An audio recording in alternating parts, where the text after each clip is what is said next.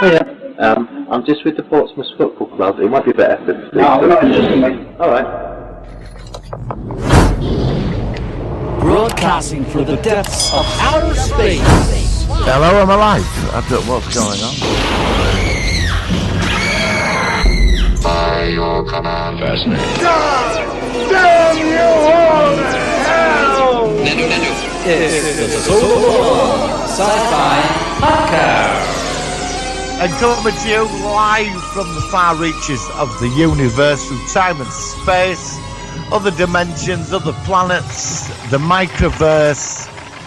There comes the voice in the night and the voice in the day. I present to you Michael Ball, Lord and Master of all time and space. You make me sound like a mix between a Time Lord and a Marvel superhero, I think, so I'm not sure about that. Hello, Martin. Don't go there on No. You get sensitive about his Marvel stuff. I'm all right with the Marvel. I am improving. I'm going to watch some Marvel stuff. How are you? I'm all right. I'm meant to be going out this afternoon, but I don't know if I'm going to go out. Weather's killing me, man. Do you know what? I have to say, before we go into that, let me quickly say that the intro, which you've not heard yet, Martin, was a recent recording of a guy from Portsmouth Football Club knocking on my door asking for something, and I just shot him down in flames in about 2 seconds. I left it as an intro to this podcast because I just thought I thought it was funny. Why was somebody from the Portsmouth Football Club? He never got a chance. He never got a chance to tell me. I said, I'm not interested.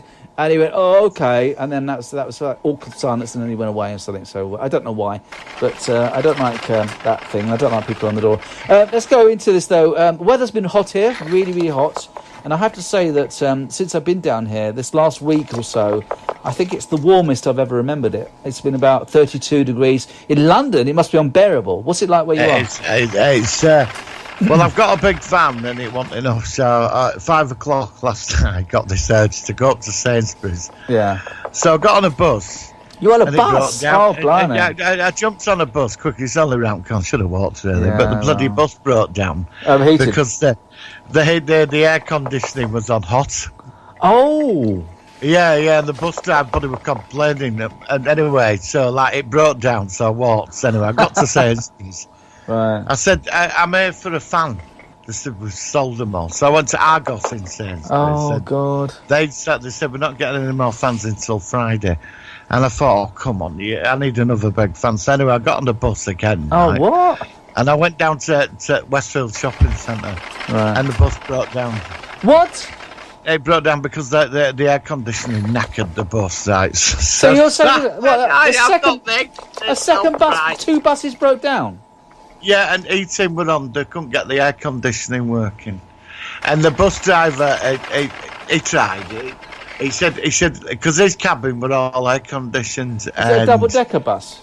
No, single-decker. Single-decker, right. And he radioed in, and Guy said at radio place, he said, just keep them all on bus. And said, if they want another bus, tell them to get off. So I stayed on, dying, and I jumped off into the shopping centre. I went to Argos. There was a queue 2 miles long, and you can only use 2 computers at a time in Argos.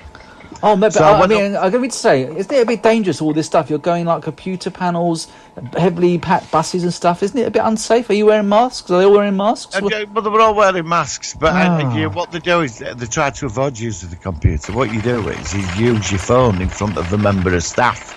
Oh, so you log in or something, and then yeah. So she said, we sold out of fans, they're not getting any more till Monday. So I went into Lidl, they'd flogged them all, so I was fuming at this point. And I was just almost at home in defeat, and I saw the shop that sold crap. Yeah. You know, like pots junk and pans. Shop, yeah. I went in and said, have you got any fans? So I've got a load of them, mate. Oh, what? So I've got 2 big fans on, and it's still not enough. Oh, mate. So what's the actual temperature up there? About 35 degrees, isn't it? Yeah, it's boiling up. And I'm meant to be going out today, but I just don't know if I can sit on a bus. Yeah, well, I'm surprised you're going on buses. I wouldn't go on a bus for anything, but that's just up to me. I mean, like I said... Well, I'm meant to be going out straight after this podcast, actually, but I don't know if I'm going to go. All right. Because I don't want to get round the corner and soaking in sweat. You know what I mean? Because that's what it's like. I mean, it's... Yeah. You know, it's just boiling up. And then last night I couldn't sleep hardly. Yeah, I've had it hot last night as well. Like I said, But I have plenty of sort of like lukewarm showers. That keeps you cool, apparently. Yeah, that's what I've done a lot of. But the two fans, they're sort of adequate, you know. Yeah, but they wear off. I mean, the showers only last for a little while, then you get hot again. But yeah, I mean, even by the seafront down here, I mean, it's so hot that I've not been comfortable about it at all. So, what are the beaches like down there? Well, I stay away. Like I said, I'm being extra careful. But when I have been down there, they've been pretty busy. And then you go to like places like Bournemouth, where apparently it's so busy that the police are turning people away, saying we're full, which is bizarre. So, and to me, like I said, I'm not risking it. I'm taking this all very seriously. So I'll go in the garden. Luckily, I've got a garden, so I've got a place where I can be relatively quiet and relatively, hopefully, virus-free and stuff like that. So. Well, I did think about going away next weekend, but I don't think I'm going to bother if it's going to be crazy next week, and it's bank holiday, isn't it? Well, it's a couple of weeks. A couple of weeks. It's bank holiday, but yeah, it's. I mean, I think the weather's going to change and the thunderstorms. It's going to cool down. I think tonight. I think they said. We're recording this on the Wednesday, the 12th. If people are hearing it now, so hopefully by the time people are hearing this, it's going to be a bit cooler. But yeah, I have found it really quite tough. So you certainly need to, at least you've got your fans. So at least next year, if you get another heat wave, you'll have all your fans already and save you having to go on other buses and all that sort of stuff. So that's not good. Uh-oh. Martin's having a coughing fit, and now he's gone quiet. I've got coffee down back of my throat. Oh dear, that's a blooper. Yeah. You all right? Yeah, you know when it goes down wrong pipe. Yeah, we certainly did then, mate. Well, it's all right. Yeah, I did, yeah. Okay, well, sorry about that. Well, when you're ready to talk, and we'll carry on. I'm ready to talk now. Now. Right, let's go into the news and let's see what's been happening in the world of sci-fi this week. Here we go. Working. So the sci-fi news. Okay, Martin, you said that you've heard some things. Tell me what you've heard from your perspective. I've not heard much my end yet. Garth Davis to direct a new Tron movie with Jared Leto. Ooh. So I did hear something about this. So is it going to be just a reboot? It's not going to be a continuation or anything like that? I'm reading it now. Garth Davis will direct a brand new Tron movie starring Jared Leto in the lead role. It's been confirmed by Deadline that Garth will have a brand new Tron movie with Blade Runner 2049 Suicide Star Squad Jared Leto in the lead role. The franchise was last seen in 2010 with Tron Legacy, right, and was originally met with mixed reviews from critics. However, in the years since, it has quickly built up a cult following. I like it. I like Tron Legacy. I thought it was good. I do a big fan of it. I thought it was very good. Fans who love the cast aesthetics and that truly iconic Daft Punk soundtrack. Garth Davis, best known for directing Mary Magdalene and the Oscar-nominated Lion in 2016. No, well, I've never seen that. No, I don't know that. Is there any more? Oh, there's more. Deadline reported that aggressive pursuit of the film convinced Disney executives that he's the right director for the job. It's important to note that the film hasn't been completely greenlit by Disney, but the script has been written by Jesse Wigatow, with Jared Leto producing alongside with Justin Springer and Emma Ledbrook. Tron Legacy director Joseph Kosinski had previously opened up about the possibility of a sequel, saying that he hoped Disney push forward with the franchise. Looks like he got his wish. Are you excited? Are you excited for a new Tron movie? Yeah, well, if it's done right. I mean, the thing is, you never know until you start to see it whether it's going to be good. If they did it, I think it could be very good if they did it now, rather than like a continuation of the 80s original. Yeah, I'm open to it. I mean, I don't know what it's going to be like, but I did quite like Blade Runner 2049. So I think that's a positive aspect. So yeah, I'll certainly be interested in seeing it, and I think it's something which be definitely worth a good conversation or two. So it depends on how it's done. I mean, like I said, just because it's a familiar brand or something we're aware of, or whether it's going to be done good or bad is the question. I've seen something on here just to move on. Apparently there's the first look at Ridley Scott's new series called Raised by Wolves. Have you heard about it? Oh, yeah, I've seen pictures of that. And it says the future doesn't look so bright for HBO's Max upcoming dystopian horror show, starring Vikings icon Travis Fimmel, Amanda Collin, Abu Bakr Salim, Winter McGrath, and Naomi Algar. And it says the Raised by Wolves paints a grim and disturbing vision of a mysterious planet where all is not as it seems. Written and created by HBO Max streaming service by Aaron Guzikowski. The show centers on two androids, father and mother, tasked with raising human children on the planet after Earth is destroyed. As the begoing colony of humans threaten to be torn apart by religious differences, the androids learn that controlling the beliefs of humans is a treacherous and difficult task. I don't know much about it, but it sounds bloody interesting. That sounds like that could be good. But I've only just started to hear about that one, so maybe that's going to be an up-and-coming big show. What else have you got your end? Big news, Christopher Eccleston to return as Doctor Who. Yeah, I did hear about this. Very surprised. In New Audio Adventures. Yes, very surprised about that. That's a positive thing. Of course, it's the audio adventures, which are... I've never got into the audio adventures myself. But I float in and out of them. It's... Yeah, I bought a few of them. I have heard one or two. I've heard one or two. You know, you've got to be in the mood for them, I think.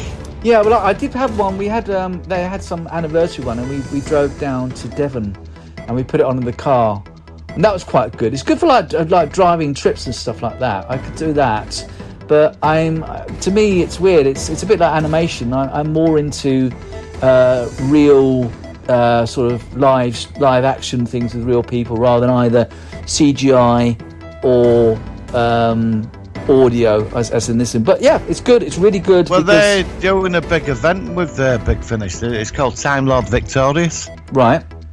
It's a massive event. It's involving all the Doctors. It's come out in comics, books, but it's all focused on the Big Finish series. It's something to do pre-Time War. It's called Time Lord Victorious. Yeah, well, I think that's great. I mean, like I said, I am a Whovian, but I'm more just of the original series and the remake, or the continuation, not remake. But I bought all the Black 7 ones. I was quite into them, but... Oh, okay. I've still got to watch Black. I've got all the Black 7s ready to go, but it's about 3 seasons long. And I do remember watching when I was very young and remembering how... I remember Servalan, and I remember when the Liberator was destroyed with this... I don't like to talk about that. Don't you? Why not? Because they shouldn't have destroyed it. And they shouldn't have destroyed that ship. Yeah, well, I agree about that. I'll get into the old psychology of Black 7 White annoys me. I'm not going to do it. I'm not going to get upset. We are going to... What I'll do is... not yet, because I've got loads of other things, but we will do a show on Black 7. And before that, I will try to watch the whole series. But it's about 3 seasons. I can do it, though. I can do it. It's 4 seasons. Oh, 4 seasons. I've got them all anyway, ready to go. So I think that would be a really good show, actually, to talk about. We said last week we've seen the first episode of Lower Decks, the new Star Trek spin-off. What were your opinion on that? I actually thought it was pretty good. I thought I was looking at some other reviewers, some saying that they talked really, really fast and it was a bit manic. But in the end, it was a pilot, and the thing is, they're trying to establish the main characters, then go into the story. And I like the way that it's quite clever, because often in Next Generation, DS9 and Voyager, you'd have 2 concurrent storylines going on an episode. And normally the important one is the Factor and the smaller one is in the background. Whereas this one, it's because it's the Lower Decks, their story, which is normally not so important, is more to the forefront. And the bigger story with this one was with this disease thing which was spreading around was at the background. I thought it was very good. I like the intro. I like it's sort of comedic. It's trying to be a bit the Orville, I think, in some ways. But to me, it felt more like 90s Trek in the way that it was all done. It didn't feel so far removed, i.e. from like Discovery and Picard. I've heard that episode 2 is even better than episode 1. So far, it's a cautiously optimistic perspective. I liked it. How about you? I went into it. Well, I turned my computer on, and it was just blank. I don't know. I just appeared. It was like it beamed in. It beamed in. Yes. I don't know where it comes from. It's like I've got a magic computer. No, I think it's a Harry Potter computer or something. It's magic or something. Yes. So I watched it. I went. I admit. I went in with a bit of a negative attitude. Yeah. And I think within the first 5 minutes, I started to really enjoy it. Yes. I did review it. I really did enjoy it. I thought it was good, I don't think people should be like knocking it at most. One episode, I agree. Give it a chance. Gotta give it a chance. I found it very relatable. Yeah, I did. I like I said, the only sort of animated comedy I've ever really watched is The Simpsons. But for what it's worth, it had a lot of references to things that only Star Trek fans would know. Like Gary Mitchell was mentioned. I think Chadich, which is the Picard War thing they had, and all that sort of stuff I loved. And of course, I liked what they did with the Riker character, where they turned him into a complete tosser. Yes, I really did like that. I thought, I thought this guy with this big ego and all this, and I think they've got something there. I think if they can keep it like that going, I'm going to give it 5 episodes. I think by then I'll know if it's crap or not. But I'm not going to. Somebody said to me, I got a message. They were a bit wary about watching it, but I said, look, it's 1 episode in. It's only 20 minutes of your life, is it? 25 minutes of your life. I mean, yeah, it's 1 episode. I think after about 5 to 6 episodes, I think you'll have a picture by then where it's going. But I think it's a very promising start. Was very good. Yeah, very promising start. So I enjoyed it. Me too. Me too. As well. Yeah. I liked it. I'm definitely going to keep these episodes as well if I see them and stuff like that. So yes, yeah, absolutely. So it would be nice though if episode 2 appeared like out of nowhere. Well, you never know. Like I said, it's something out of Harry Potter. Something like Magic Wand might be cast on your laptop and suddenly it'll just go ping. So hopefully, it would be like I just turn it on tomorrow morning, and oh my god, stranger things have happened. Yeah, strange. I mean, look at that thing. I mean, this isn't funny, but I mean that explosion going off in Beirut last week. I mean, my god, you're like a nuke. Do you know what? Right, the thing this year, right? Say it. This year, right, it's so bizarre because, like, this year we are literally like we're in a Hollywood movie with all this stuff going on, right? And yet, the only thing that's not going on is Hollywood's closed down. It's like we've swapped places. That thing last week looked like a nuclear bomb going off. It was incredible. You just see the guy swinging his thing in the church. You go, whoa, whoa, whoa, whoa. And then the little cross, like the light on the cross behind it goes ping, and then it starts to rumble, and then it goes bang, and then as all the glass is coming down, he runs away straight into the glass, hitting his head. And I thought to myself, God wasn't being too kind to you at that point, was he, mate? No. I just when I saw that explosion, it was like right. I thought it was in the nuke. background. That's in the background of him being hit with the thing. It's just been played in the background, just so you can actually hear. I'll just play that so you'll hear it on the replay. But it looked like a nuke. It did. I thought, my God, is that a mini nuke or something? It looked like I'd never seen anything like it. I mean, my God. I mean, there's like this mushroom cloud coming off it. Yeah, that's what I thought. Is that a nuke? And you saw it was. Do you know what it reminded me of? Do you remember the Terminator 2 when you see Sarah has that dream sequence where the bomb goes off in LA, and you see the wave and all the buildings sort of like crumpling? It was just like that. Oh my God!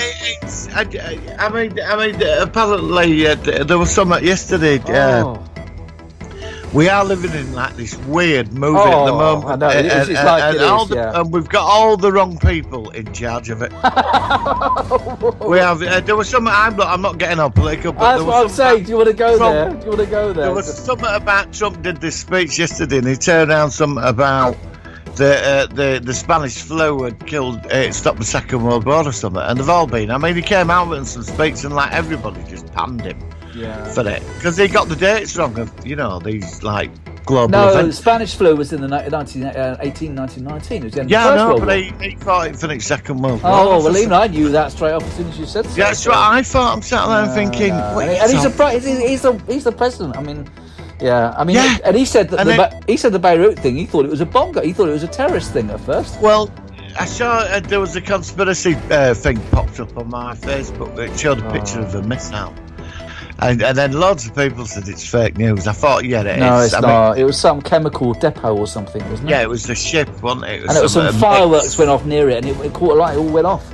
Yes, I mean, good God. I mean, it's. I kept rewinding it. Do you know what? I must have seen about 20 different perspectives of that, and it sounds like it was sick. It wasn't. It was just so interesting, even though it was terrible. And like yesterday, I saw this guy, and the guy who was destroyed. He was standing up outside the rubble of his house, and he said that my wife is dead and my 2 daughters are dead. And my life is over. And I thought to myself, all the stuff that's going on, in the end, it could be a lot worse. I mean, after all the COVID and everything over there as well, because it's there as well, and now Beirut was practically flattened, at least half of it, also this thing going off. Amazing time. Well, the entire government resigned. Well, not surprised. Oh my God! All of them resigned. Yeah, well, they had to do that. I mean, Apparently that thing had been there for years, just sitting there in this big warehouse of all these obviously volatile chemicals, right next to a fireworks factory or something. I don't know how it worked out. It was Did crazy. you see and the Sun has a camera. The Sun. Yeah, It's yeah, on YouTube. yeah. You can look at the. And I'm thinking, are you kidding me? Yeah. You know, and It's a 10-minute thing. It's a 10-minute thing. You watch it, and it's slowly the smoke builds up, and in the end, and it's because it was like an automated camera, and it just sits there in a static position. And after 10 minutes, you see the fireworks starting to crackle, and you get the first rumble, and then bang, and it's just like, oh god, it's amazing. It's very. Did you see the crater? Did you see Yeah, that crater? I know. Yeah, it was, I mean, there was a satellite comparison to what it was like before. Yeah, It's just, it's like the whole thing's full of the sea, where the sea just flowed in. And it's practically just changed the whole landscape of that part of Beirut because of the size. It's incredible. Honestly, God. it was just amazing. I don't know, but if this were a sequel trilogy of movies, are we in the middle of it? I feel like we're living in a movie. I feel like it's a movie. Yeah, but which? We're obviously past the first movie, so are we in the second or the third? Oh, Is it a trilogy? Well, it depends on the number of spikes in the virus, I guess. Really. Well, apparently Russia has a cure. Yeah, no, I'm dubious about that. I'm dubious. They haven't gone it takes months and months of progress to check it out to make sure it works, and it's Putin. Yeah, I saw footage. It's only about a minute long. Right? He said, my daughter, we gave it to my daughter and she's all right. I thought, what, you put your kids on it? I thought, yeah, right. I know, when I said that, all I thought was I Am Legend, where we've got a vaccine for cancer and everything, and it works, it's great. And then, of course, it goes on like a year later when the whole world's fallen apart and everything else. Planet of the Apes, the new one with the cure for there Alzheimer's. was. I forgot about that one. Yeah, there was, wasn't there? Yeah. Good point. Oh, actually, I'm going to see those again, actually, apparently. Yeah. So, I mean, I wouldn't take too much credibility in what they're saying over in Russia, because apparently there are six potential vaccines they're working on at the moment in the West. So, but none of those are guaranteed. But there's 6 good possible chances that at least one of those will do what's needed to stop this thing. I cancelled my gym membership. I'm not going back. No, well, I don't blame you for that. No, I wouldn't do that. No. Cancel it for now. So I'm going to buy a walking machine. Oh, we got one of those already. We've got a cross trainer. Plus, we go for a walk every day, so we do the fitness thing. But no, I think another thing is gyms. Yeah, I wouldn't want to go to a gym all the you know. But I mean, it was funny. Not funny, but it was amazing that I didn't realise. I think if I had mentioned this last week, but I apologise. But when the original lockdown, before it went down, you remember it started about a week or two too late, and of course I'm near the football stadium here, and you know what I think about that. And they had one match, and they were shouting and hollering as they always do, and then about a week or two later, we had 14 deaths right in our local area. So I worked out for 14 deaths, it must have been hundreds of people. If it's the usual ratio of 1 to 2% or whatever it is, that means that there must have been hundreds of people who caught it from that match where they're all shouting and hollering. And it just made me think how surprising it is that people in an environment like that, when this was so serious, that they all caught it and some people died because they didn't take it seriously. You know what I mean? But that's just it. So yeah, I will share this podcast has kept me sane through all this. No, I'm being serious. This routine of this every Wednesday has kept me sane. Yeah, well, I've enjoyed it as well. I mean, I've got to know you, and we've had a good It's chat. like that one point in the week where for an hour and a half I get to be normal. Yeah, well, me too. It's nice to have a proper conversation. Plus, we're recording it and sharing it with the world. And it's going to be funny listening back to some of these old shows and do you remember that, and oh god, how bad it was, and what those, it's good that it's a good sort of recording of, because we talk about stuff that you might forget about, like i.e. like you getting on the bus trying to get the fans and stuff like that, or me having an altercation with a little woman with a dog yapping at me or something. It's good that it's good to do that. Can I tell you something weird? Yeah, go for it. I fancy Victoria Stilwell. I don't know why, I just do. Who's that, Victoria Stilwell? Do you remember, the dog or me? She one of these, like, she carries like a watch, this like, Well, she goes down to, if you've got a dog and it's like causing loads of problems. I've been watching it on YouTube. Oh, I've got her up She's there. like posh. And Oh. she whips this thing at the beginning and she's really sexy. Oh, yeah. And I just developed this crush yeah. on the woman. I don't know why, but Victoria's still, well, can we get married, please? Has she got a Twitter account? Maybe you could actually send a copy of the podcast, and say, "Oh, I gave you a shout out at 20 minutes 32 seconds or something. Will you marry me or something?" You could do that. Yeah. What about that? I've not heard out from Trekfan. Yeah, I've not. I sent him a message, Roberts, about coming on. He said he was interested, and I've not heard any further. So we'll leave it open. If he can do it. It must be, if they're 5 hours behind us, Yeah, it must be yeah. 4 o'clock in the morning Yeah. over there. But, I mean, I was going to say, when we come back to me going back to work in about 3 weeks' time, we'll have to, unfortunately for me, have to change the times that we're doing it. I mean, I do come home at lunchtime, so it's possible I could do the record. If I get home I normally get home about this time, about 11:30, 20 to quarter to 12. We could do an hour where I'm at home, and then I could go back to work. Well, if it comes to doing it at night time, because we've both got responsibilities. That's what I'm saying. I'll work out. Yeah. So what we'll do is we'll decide before, because it won't affect obviously when it's recorded. Yeah, and then we can probably squeeze him in then. Yeah. I mean, we used to. I've always done podcasts in the past in the evenings until obviously we're at home so much. So yeah, I mean, we'll just work it out.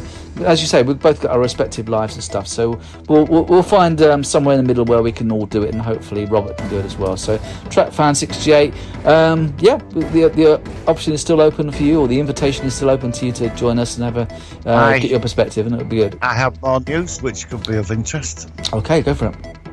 Disney just ended the 20th Century Fox brand. What? Yeah, why have they closed? They're actually why? Well, is it because Disney just owns it, so they just don't think? New York CNN Business, 20th Century Fox, one of the most recognised names in the entertainment business history, is officially no more. Disney announced on Monday it would be rebranding one of its TV studios, 20th Century Fox Television, as 20th Television. Oh, because the Simpsons runs on that. Fox the Century and the Fox from the studio's name. 20th Century Television. And of course, the Simpsons and the Orville seasons 1 and 2 are on the Fox network, aren't they? That's big news, that is. In the late 90s, somebody, this is the true story, 20th Century Fox, when they were going to change it to 21st Century. I wondered that. I remember it, and I thought somebody paid the 15 quid for the digital domain name. They had to pay him off. Because they wanted it and he owned it online. So they had to pay him off. Wow. They didn't change it though. But it still would remain 20th Century Fox. No, they never did. But they probably wanted to change it like later on. But he got a load of money out of them, didn't he? Oh, I'm sure he did. Well, I'm surprised. That's very clever thinking. That's very clever thinking, actually. I mean, you think about it, a few years before the end of the 20th century, you think, if I did that, because I was surprised that they didn't change. Yeah, that's the right. Because I thought to myself, that would be contemporary. It's now the 21st Century Fox. And it never happened. I didn't know that. I didn't know that they were stopped. I think they changed their mind in the end anyway, partly because of this thing you just told me. But yeah, Fox going, that's a shame. It says there, the well-known logo and title card, which has the words 20th Century Television stacked above spotlights, will stay the same, minus the excluded words. The new logo graphics will appear on 20th television series starting this fall. All the titles will have already aired before the rebrand. Oh, so it's 20th Century Fox. Yeah. Oh yeah, I've just gone into it. This as BBC News, Disney ends historic 20th Century Fox brand. Wow. That's a real shame. I hate the fact that Disney are taking over everything. I don't like that. I mean, I always like rival firms and stuff, but they're just taking. I mean, that's a shame. I think that's a real shame. I'm quite excited. Some more news. Wonder Woman Linda Carter comes to Blu-ray. Oh, good. I like to be I'm very excited about this. Just been announced today. That'd be good. Warner Brothers Home Entertainment sent over details on the Wonder Woman Complete Collection coming to Blu-ray on July 28, 2020. The details include that all 59 starring Linda Carter have been remastered for Blu-ray. Wow. Right, I'm definitely buying that. Yeah. I've got to get that. I'm a big fan of I've been watching High Def Quantum Leap recently. Oh, the picture's so awesome, and it's I've got that. Oh God! And honestly, the way that they actually filmed it and they remastered it is brilliant. It just looks so good, and it's so. I love that series because every week it just goes somewhere different, and it's awesome. I love Blu-ray stuff. And like I said, it's great. Doctor Strange. Here we go. Hashtag Marvel Virgin. Okay, go for it. I'll let you completely run this topic. Okay, Doctor Strange in the Multiverse of Madness fan poster teases Loki's return. Okay. Yeah, well, he's coming back anyways in the TV series, so I mean, it's I don't know why it's not really new. So we'll move on to this week's UFO sighting. Please, what have you got this week?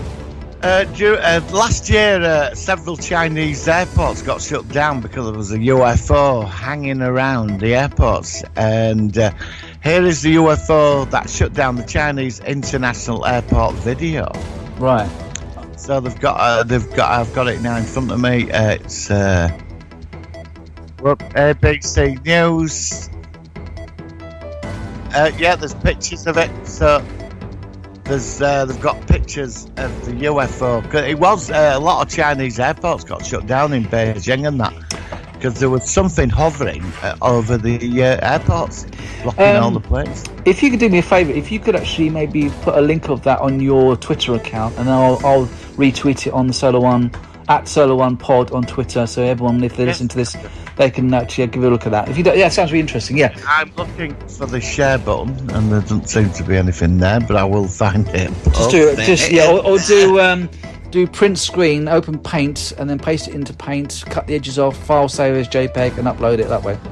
Right, I'm going to pretend I understand everything you said. So I know about graphic design. It's very Sorry, I'm talking a bit graphically. There's a way you can get. Graphically, I'll just pretend to understand. This podcast contains graphic content. There we go. How about that? All right. Anything else on the news? No, that's the news. We've covered everything. Yeah, I mean, the big surprise is the 20th Century Fox one this week. I didn't know about that. I'm sad to see it. I'm sad to see it going. That's a real shame because I always think of the Star Wars, especially the three new ones, having the 20th Century and an Alien as well. I mean, that was on that one. And there's so many films, and I think they didn't do The Matrix. That's Warner Brothers. Yeah. Anyway, it's a shame. So, like I said, time moves on, and again, it's one of those weird kind of only in 2020 would 20th Century Fox be, which is of course 20 again. So maybe that's an apt time for it to. I don't know. I'm rambling. Okay, Martin.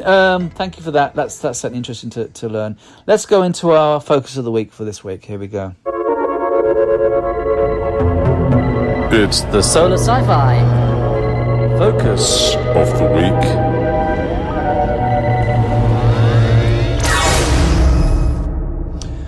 Okay, this week we are going into a series which I've seen 3 different versions of this. There was a 1960s film with Howard Keel. There was a 1980s version with John Deteen, and there was a 2009, I think it was, with Eddie Izzard. We are focusing on, I think that most people would agree, the best version of this story by John Wyndham, which of course is the 1981 version. Let's ask you first, Martin, what did you think about it, and how did you hear about it, and what did you think? Well, I turned my computer on. It was all there mysteriously from nowhere, and I beamed it. What, back in 1980s? Back in the 1980s? No, not back in 1980. I was going to say, you had a good computer, didn't you? I've not seen it since 1980, but I watched it recently with a friend, actually. Right. At 2:00 in the morning, we watched this, and we couldn't turn it on. Absolutely spectacular. And for some reason, half an hour just seemed just right for each episode. Well, there's 2 different formats. There's one where it's 3 episodes of 45 minutes, And there's there's two different, because some of it, the one I've got is the 3 45 minutes ones. It's the same, obviously same length. It's just that they cut it up slightly differently. I loved it too, but because I've seen it quite regularly. I must have seen Day of the Triffids about 20 times over the years, the whole series. Every 1 or 2 or 3 years, I delve into it again and watch it, and it's one of my all-time favourite apocalyptic sort of series, very like Survivors, which we've already covered. So seeing it after a long gap that you've mentioned, did it still stand up well? I thought it to be honest, I thought it stood up perfectly. Yeah, I did. I did too. It ran. There wasn't a lot of special effects in it, but it was It didn't need it. It was the survival. Yeah. Of the situation of people at good sea and the human race, and now the human population was sort of dealing with this. That's right. I love the characters. Like him, it was the Colonel. The logic of his plan was just ridiculous. Yes. But I could say that he thought he was trying to do the right thing.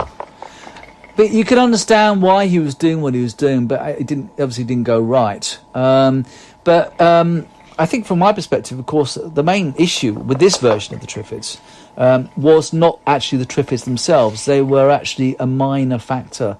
It was the fact that the 99% of the world had been ploughed into blindness.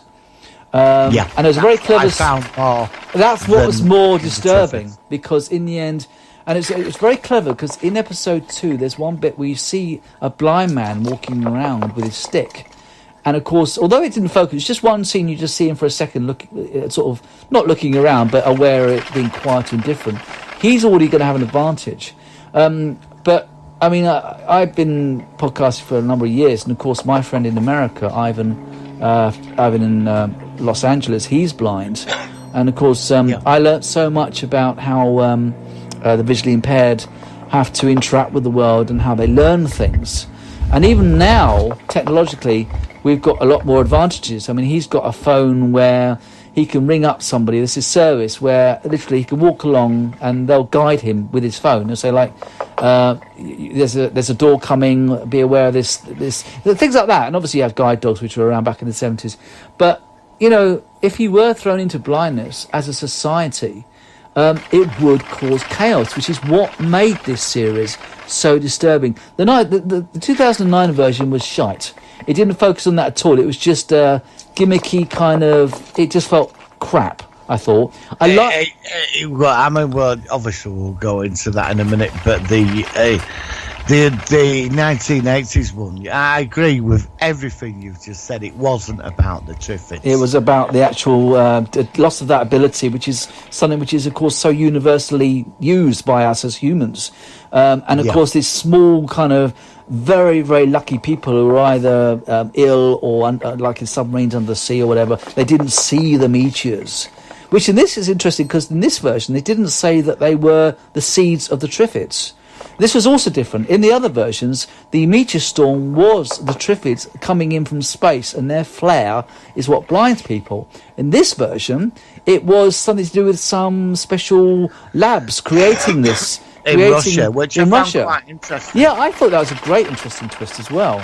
So originally, were the Triffids from in the book then? I've not read the books in years. I did read the sequel book that was made yet. But this is all like years ago. Sure. So in the book, the original book, did the Triffids come from space then? I'm pretty much sure they came from space. Okay. And they did, well, I don't know because I've not read the book, but I mean the Howard Keel version, they definitely were. I'm not sure. So if someone has read that, but from what I've understood, and I might be completely wrong, I thought that they were from space. Bit like the pods from Invasion of the Body Snatchers, and their flair. Obviously, their advantage is, of course, if you got they're obviously cannibals, not carnivores, but they need an advantage over humans. And of course, if you can't see a Triffid, they've got the sting, and all they do is get you with a sting. They kill you, and they literally sit on top of you, waiting for you to decay, and then they'll absorb your... Yeah, that's what I found really creepy. I thought that was really... I mean, they could just stay there. Yeah. That when they kill you, one or two of them, they'll just wait until your body decomposes. And then they'll absorb you. Yeah, like Joe's dad. That's what was happening with Joe's dad. And that was quite scary, that one. That really bothered me, didn't it? That was one thing, because I thought, these things, and I like the thing where he kept saying that, that there's some kind of intelligence with them as well. Absolutely. And the thing is, the way that they knocked their stumps, they thought it was some sort of way of communicating, like a Morse code or something. Just certain, well, you know what I mean? They had some consciousness, even though they didn't have a specific brain. But I think there was still a lot of mystery to the Triffids. But it made them, even though they were in quite a diminished capacity, really, apart from the last episode where we see loads of them. I didn't mind that. I think when we saw them, they were great. They were creepy. I also thought the design of the 80s Triffids was very good. Stood up very well. And I just thought I just think everything about the series. The music was as scary as fuck.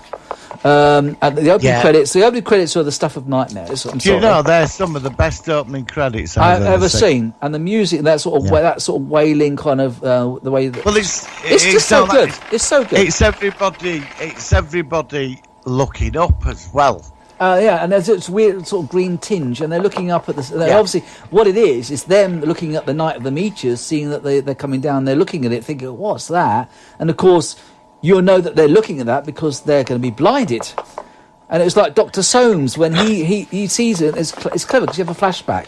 And I like the way it starts off with him like with a tape recorder saying, "Oh, I'm in hospital. I'm going to get my bandages off in another hour." And then he hears the dinging of the bell, and then he thinks, "Oh, it's really quiet outside. It must still be night time." And then he hears the bell, and it's 8 o'clock, and he says, "Hey, it's 8 o'clock. Where is everybody? Why is it so quiet?" I love it. Honestly. I mean, you look at Triffids and you see a zombie movie. Oh, it's more than that. More than that. Yeah, that's just one aspect. Then you could see that it could be an alien invasion with the comics that have been put there. It's got bits of stuff all mixed together. That's what I mean. It's like a new formula. There's like numerous things in this which you could extrapolate into.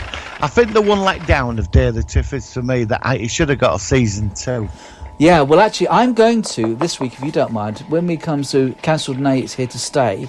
Yes. I want to talk about that. That could be our topic of this. We've never done both on the same show, but I think we'll do that. Yes. So, we'll go on to that at the end. But season 2 definitely would have been interesting. But going into the source material of what they did with season 1, did you like the fact that the last episode jumped ahead about 2 years or something? So when they're kind of... Yeah, I did. I did quite like that. I think there was enough... I think what makes the original series a classic is I think it's set right at the time frame. Yeah, all of it's just set right, and 2 years ahead. I quite like that. The bit I liked was they kept going on about this alliance down somewhere in southwest of Britain. Yes, it was the new capital, and they turned up.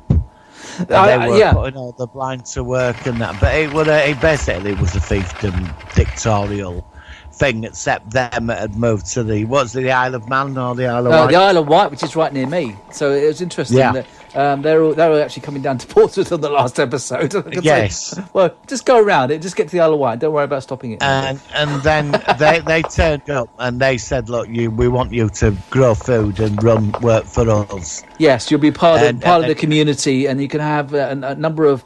What did they say they did with the blind? The blind were sort of like labourers or something, weren't they? What were they going to do with the blind? So they dropped them in, basically, didn't they? They just put them to use, didn't they, until they all died off. Yeah. And in the end, he lets all the Triffids in, and which I found were quite ruthless for him to do, because he wasn't that type of person. No, but he was being pushed. Changing him. He was being pushed, and he put honey in the tank to stop them so they couldn't catch up. And it was good because I liked also the dynamic between the actress who plays Jo, who of course you know of. Jo used to marry to a friend. Yeah, that's right. But I think also one thing that really makes this show work is the dynamic between Bill and Jo. They had a real chemistry on the show. And it sort of stood out. These people really loved each other, and then they were separated. Where at one point he was having to assist with, I think his name was Coca, was the guy that made sighted people try to be in charge of like 15 blind people and get them housed and get them fed and of course Coca was just trying to do the right thing, but it all went wrong. And then you had the outbreak of the disease again, which killed off other characters. It was just so good. There's so much to talk about this series. It's at least 4 different science fiction concepts put into one. It's like a cooking pot of sci-fi, and it's sort of in a sort of like and it's mixed together, and then you're given this thing, and I've never forgotten it. I like I said, there wasn't a great deal of sci-fi on the BBC in the 80s that I remember, apart from the usual. That was the years when there was the sci-fi. Well, the 81 was brilliant because in 81 you had the Hitchhiker's Guide to the Galaxy, you had the Day of the Triffids, you had Peter Davison's Doctor Who. I was happy. I had a lot of good stuff in 1981. V was 83, but obviously American. Yeah, V was brilliant, and of course V the Final Battle, and then the mid 80s had quite a lot of stuff like that, and of course at that point we'd had the first Star Wars as well. But I do think that, like I said, when you think back on it, there's so many scenes and so many bits you forget about. I mean, like I said, that I like the fact that. One thing I wondered is how, by the end of the series, I wonder how many blind people are still alive. How many of them would have been killed either via accident or via the Triffids, or not being able to find food, starvation. Because on the Isle of Wight they had this sort of community, didn't they? And this is what this is. It was mixed, wasn't it? It worked together. I mean, you're gonna have to need blind people because if you're gonna get the human race back, I mean, you're gonna reproduction. Exactly. Blind, exactly, reproduction and stuff like that. But there was a death that came. Sort of like a disease that came in as well. It killed off quite a few people as well. There was like a commune with some people in episode 1 or 2. They wanted to start off their own community. And then they went back, and they're all dead, weren't they? Do you remember that bit? And he said you could smell the disease; it's in the air. Yeah. So, but it didn't elaborate much to what that was. Whether that was something. Yeah, but that's the thing. If society broke down, it wouldn't be long before that started. So it could have been just like a natural. You'd have to get out of the cities by that time. Yeah, I mean, it could have just been a natural byproduct and stuff like that. Yeah. So an excellent series. Do you think it went on long enough? I mean, we're going to talk in the next segment about it, but are you pleased it went just then, or do you think it should have gone for second season? Because I watched it recently. After I watched it, I could have seen myself putting season 2 on straight after. That's where I think. That's all I can say on that. I wanted more because it would have been interesting. I love the characters much. But I mean, at the end of this scene, series, they said. Because on the Isle of Wight, they were far enough from the mainland, and they said that Triffid seeds used to blow over every spring, and every spring they used to just kill off the seeds. So they're like have a seasonal kind of stopping them from growing and stuff like that. Well, there was a sequel book, and I think I read it years ago. What did that involve? What did that involve? Oh, I think there was a lot more about the Triffids. I'm trying to remember it. There was a sequel book that was written. It wasn't written by him. It was somebody else because somebody else took it on. It was like the guy that wrote Time Machine. He wrote a sequel to it and made a complete balls up of it. Well, John Wyndham did the original one, so I don't know who. Yeah, I think it might have been one of his relatives. But yeah. Okay, I've never even heard of it.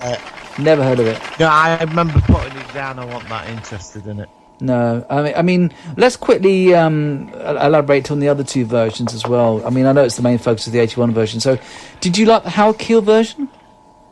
With the submarine at end? Yeah. Yeah, I quite liked it. Yeah, it's the 1950s movie. It's a B movie. Yeah, it's okay. Yeah, I think it was pretty good. It's okay. It's of its time. That had some great disturbing. Well, not great, but it had some disturbing scenes. There was one where they're in an aeroplane. And they're blind. They've gone blind. They can't land the plane. And he's radioing the airport saying, "Please guide us down. Please guide us down." And then of course it plummets into a naval base. And then there's also another one where there's a steam train. Again, they don't know where the end of the track is, and it ploughs into Victoria Station or something.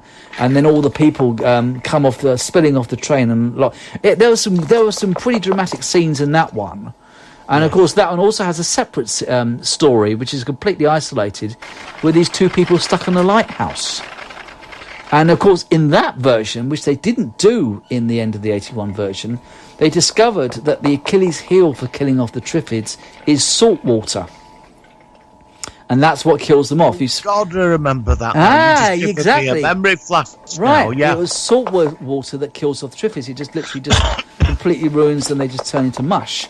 That was never, and a cure was never acknowledged in the 81 version. And I don't mind that, but I seem to vaguely remember, even when I was young, that I must have seen the How I Kill version first, because I wondered at the end of the 81 version why they just went off in their car off their way to Isle of Wight, and there wasn't a cure. They just said, we will fight them and we will find a way to win, or something like that. So but I thought that was interesting. But also the Eddie Izzard. Now, we have both been quite negative about the recent War of the Worlds remake. Right. So Survivors, the remake, that I like the Survivors remake, but they also, which of course is similar to the Triffids, and that's why I think that we'll talk about this in a minute. I think that the second series might have been a lot more like Survivors than the first series of the Triffids. Yes, that's where I did.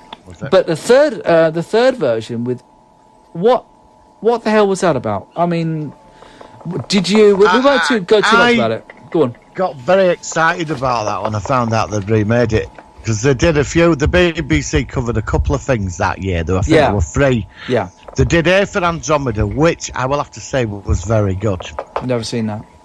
It's worth a look. Okay. Based from 60s one. And they did Quatermass, the one with the vegetable monster. Right, yeah. And they messed that up. I mean, they just screwed it up. But the remake of Day of the Triffids... it was in 2 parts, wasn't it? Like yeah, I think so. Yeah. It was just, mind me long, it was just crap. It was just a mess, wasn't it? What would Eddie Izzard's point in it? What was ridiculous? Him on the plane. I was going to say this. Yeah, he puts a load of bags around him or something to protect him, and he comes out of the plane's wrecked, and he gets out of it. He hasn't even got a scratch on him.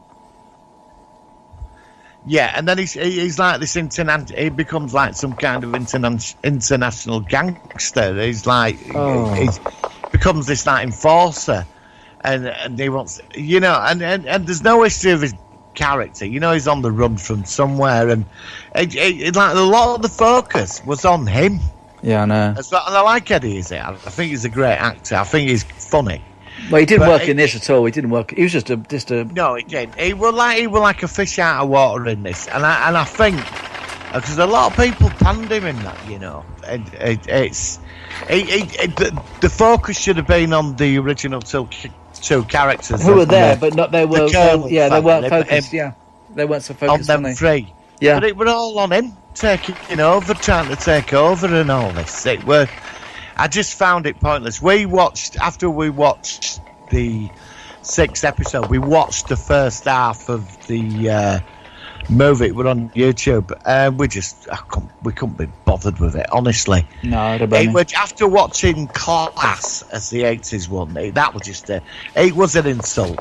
It was, it was an insult. It just makes the 80s one just look so much better. I mean, it just, to me, it's a classic. It's a classic 80s series. They gave the Triffids tentacles in the modern one. That was CGI, and they just looked... It was terrible CGI. It was terrible CGI. Well, I remember seeing an outline of them in smoke, which looked sort of quite good. They look quite alien, which I found that... I mean, there were some scenes where they were certainly... Yeah, I concede that as well. Yeah. But it was certain scenes where they were up close. They looked terrible. They just looked like the cartoon. They looked awful. Yes. So I just wanted to sort of briefly focus on the 90s, although this is obviously the 80s version.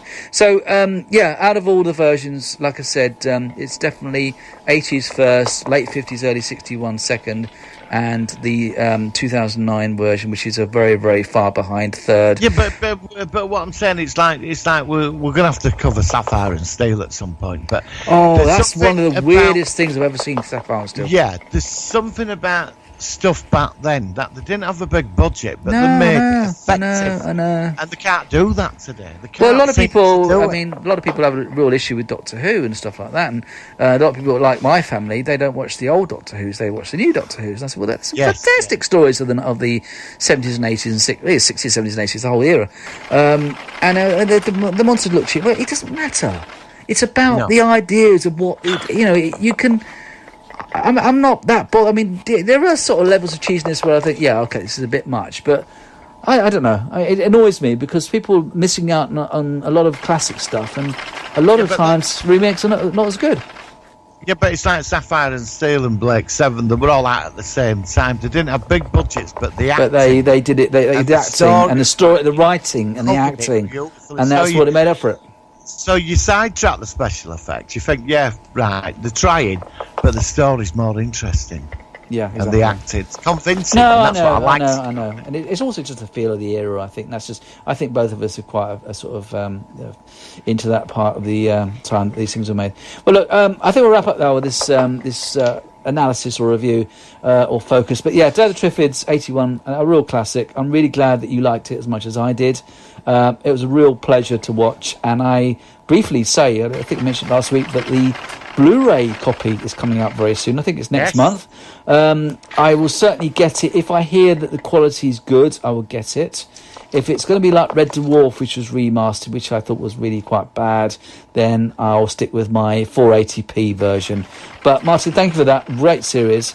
And we're going to do something different this week. We are now going into a link on Cancelled Nay, It's Here to Stay, talking about Series 2 of The Day of the Triffids, if it had been made. Let's hit the jingle and see where it goes. Here we go. Cancelled? Nay. I can hear lots of static. It's here to stay.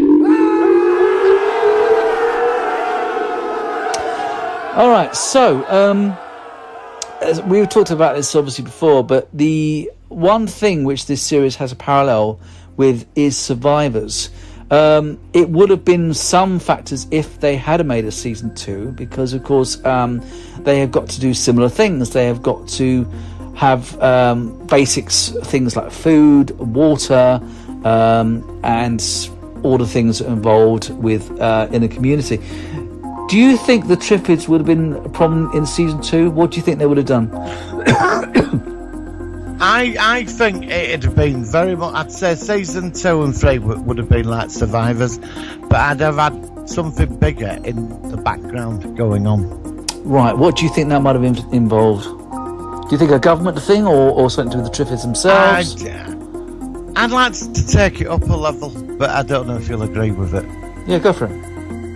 I'd say that the comic thing was done deliberately by something outside. Well, some people said that in the original, that it was done deliberately, and it was a way of gaining power. It could have been that, I mean, because again, it's a bit of time afterwards, there might have been some new, whether it's an alien agenda or as it may be, what if the Triffids were part of a different alien organisation or something, where they were like foothold kind of thing, like a first contact thing before the really bad guys come in or something to take over, terraform. I know we've seen this in other shows, but it could have been interesting the way they went, or whether maybe there was a new version of Triffids who are more deadly, or maybe they were more like fire resistance and stuff like that, or they grew faster, or there are certain things they could have done, but I think really, I think one reason why it wasn't continued, partly because it was only based on the original book, is that it would have been getting more into Survivors territory, i.e. different organisations wanting their own territories, some aggressive, some looking to share their commodities, trade and things like that, which is really what the way the Survivors went. So, like I said, it may have been that it was best that it just stayed for the one season.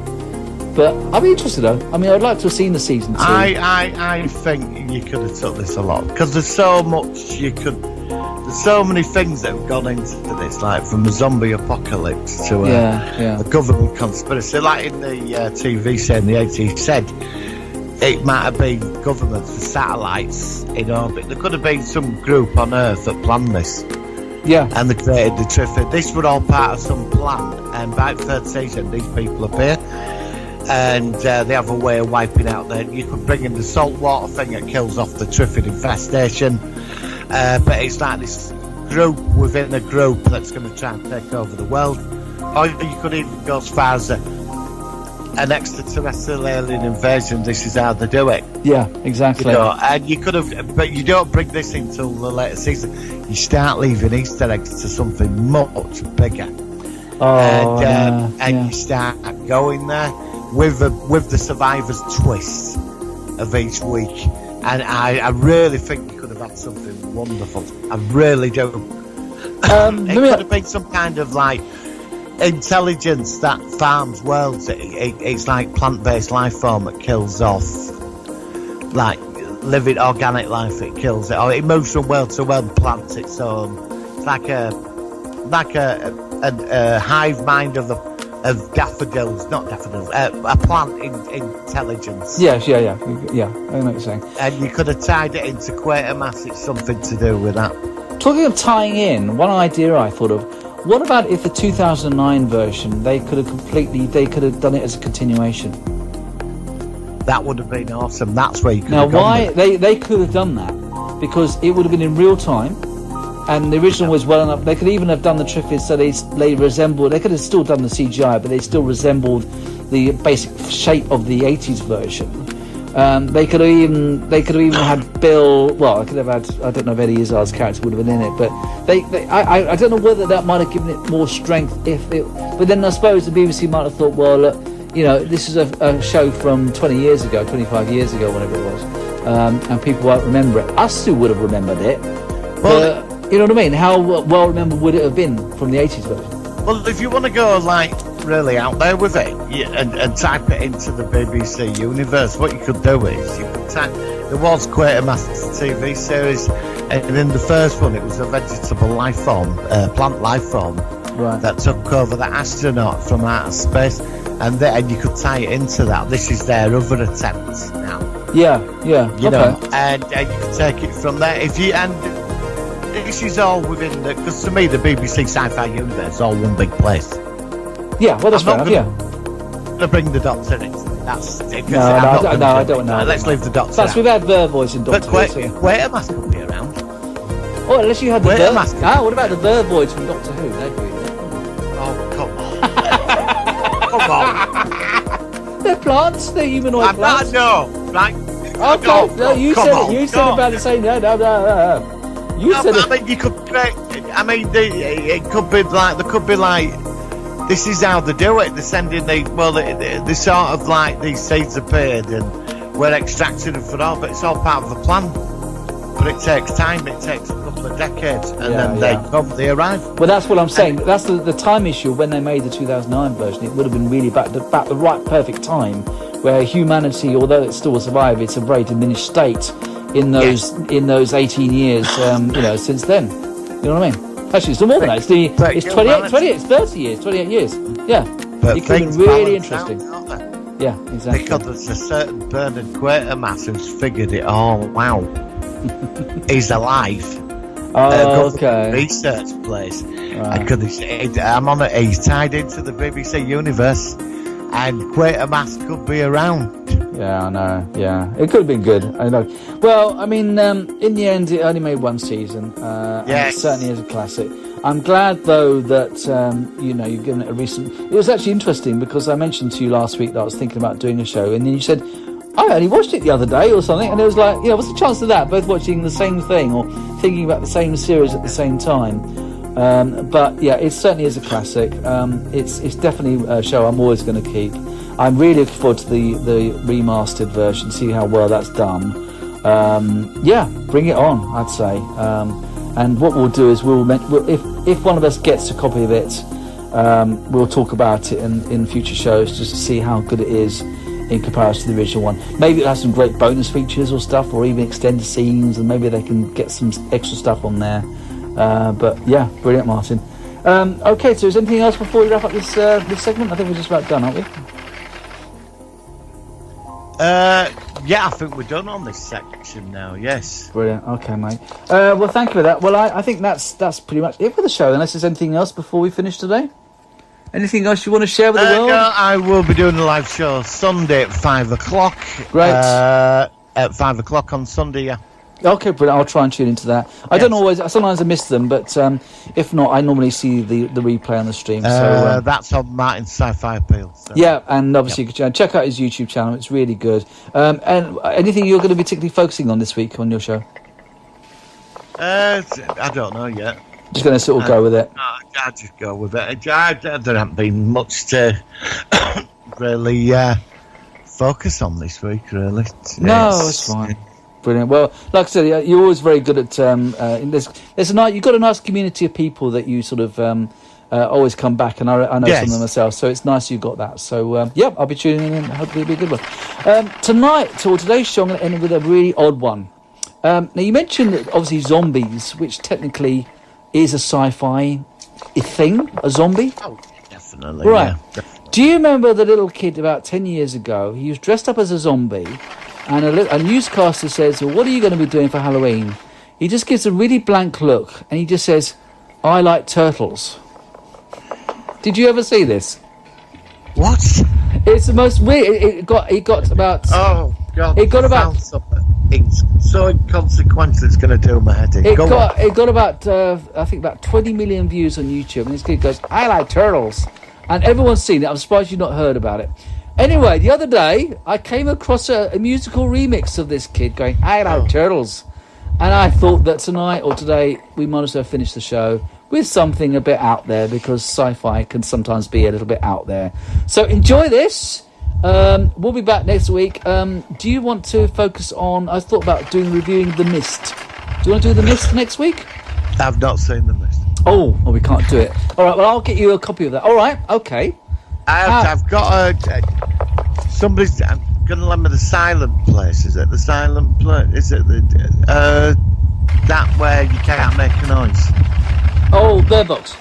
No, you can't. I always get that one mixed up with the other one. Yeah, another one. I can't think of the name of it. I've got a copy of that this week. Well, I tell you what. If I also lend you The Mist, then you can check that out as well, if you don't mind. So what we'll do is I'll reschedule. How about then next week we do another big one? Oh, I tell you what. Honestly, why don't we do Sapphire and Steel next week? I've not seen it yet, so I will do that. But we've got to see that. I've only seen episodes about 30 years ago, and it was terrifying. But I tell you what we'll do. If it's right with you, next week we'll do Jeff Goldblum's The Fly. What? Yay or nay or The Focus? Because we did Fly last week, didn't we? No, we've not done it as a focus of a series. We haven't done that. Right, okay. So we'll do The Fly, and then maybe the week after that we can also do Star Trek. We actually do a Star Trek series, maybe Discovery or something. We'll talk about that. Yeah, let's do Voyager, actually. All right, I'll let you choose, because I've done all the graphics for all the Star Trek. So yes, very impressed with what you sent. Oh, thank you. Yeah, I love doing it. I've done all this, so they're all ready to go. I was going to share them, but they didn't have episode numbers on, so I thought I'd better leave the only reason is because I don't always know when they actually are going to be done, so I leave the number blank, so that's fine. All right, so next week is The Fly, and then a week after it's Voyager, that's going to be a really good one. Thank you, Martin. We're going to leave you with the I Like Turtles kid, and we'll catch you next week on the Solar One Sci-Fi Podcast. Catch you later. All right, take care. I like turtles. I like turtles. I like turtles. Turtles. I like turtles. I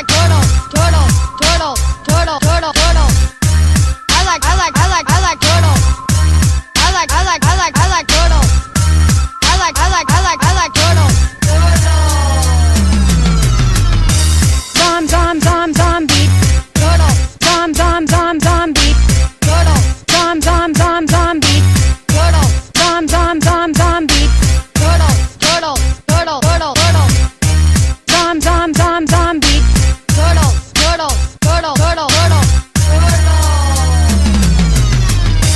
I like turtles. I like turtles. I like turtles. Turtles. I like